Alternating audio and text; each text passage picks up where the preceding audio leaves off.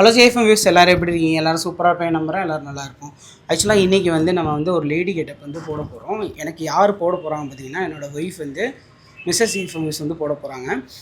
So ஆக்சுவலாக நம்ம வந்து லேடி கெட்டப் போடுறதுக்கு முன்னாடி ரொம்ப யோசித்தோம். வீட்லேயும் சொன்னாங்க ஏன்டா போடுறா அப்படின்னு சொல்லிட்டு. பட் நம்ம வந்து நம்ம ஒய்ஃபுக்கு அவங்க பிஸ்னஸ்க்கு சப்போர்ட் பண்ணாமல் யார் பண்ண போகிறா? ஸோ நம்ம வெளியிலேருந்தையும் மாடல்ஸை வந்து கூப்பிடலாம்.